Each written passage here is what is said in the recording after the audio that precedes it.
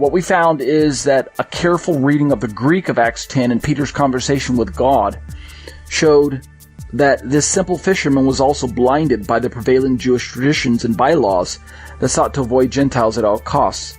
And it took the Spirit of God to open Peter's eyes to the truth that in Yeshua, Jesus, the Gentiles too can be cleansed by the power of Messiah's blood. So go back and read Acts chapter 10, verse 34, verse 35, and verse 43 to specifically see Peter's language where he talks about, oh, and I'm paraphrasing, oh, now I understand, God doesn't play favorites.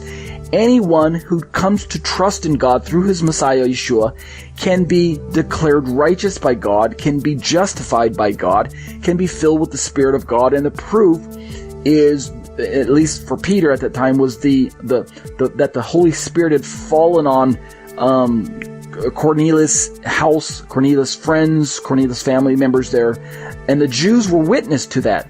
And remember, the thing that made this all the more amazing to Peter and his Jewish companions was the nationalistic view that the Holy Spirit was reserved for Jews only, specifically religious Jews, but the Holy Spirit was the Spirit of holiness that was only poured out on existing covenant members, that is, Jewish covenant members. So how could these Gentiles receive the otherwise exclusive Spirit of God without having undergone the formal conversion to Judaism first?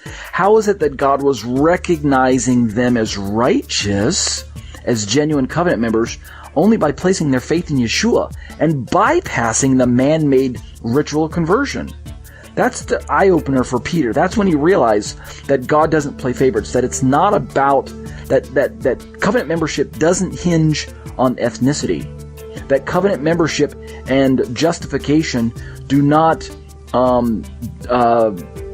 depend on being declared legally Jewish from the perspective of the authorities of that day. That's when Peter really began to understand. That's when he put together the vision that the sheet that was lowered down wasn't a test of kashrut. It wasn't a test of whether or not Peter's going to eat unclean food or remain clean by only eating that which was permissible according to Torah. That's not it at all. The sheet contained all manner of foods which represented all manner of people groups. So that's what's going on. So you guys understand what I'm saying here? I think most of you are. Most of you have been following my commentary for any length of time. Believe that I don't think that Acts chapter 10 is teaching an abrogation to the kashrut laws, the dietary laws. That's not the vision meaning. In fact, if you don't take my word for it, take Peter's word for it, right? Peter himself says in those verses that I highlighted, 34, 35, and 43 of chapter 10, now I understand that God doesn't play favorites. Now I understand that it doesn't matter which people group you belong to. Peter doesn't say, oh, now I understand God's lifting the dietary laws. Wow, that was such a burden. You can hear the sarcasm in my voice. Wow, that was such a burden that no one could keep. Such a yoke that no one could bear. This trying to keep kosher all the time when it's so much easier to eat ham and shellfish and things like that. No, that's not it at all. That doesn't really accomplish anything in the eternal plans of God to lift the dietary laws. From a salvation perspective, what was most important from God's perspective is that Gentiles be brought into the people group just like Jews. And the way they get in is the same. Faith in Jesus, faith in Yeshua, and being filled by the Spirit. So I really believe that there's a better way to read the passage. And I think if you go back and read it that way, you're going to find that it fits more with the context of the rest of the New Testament.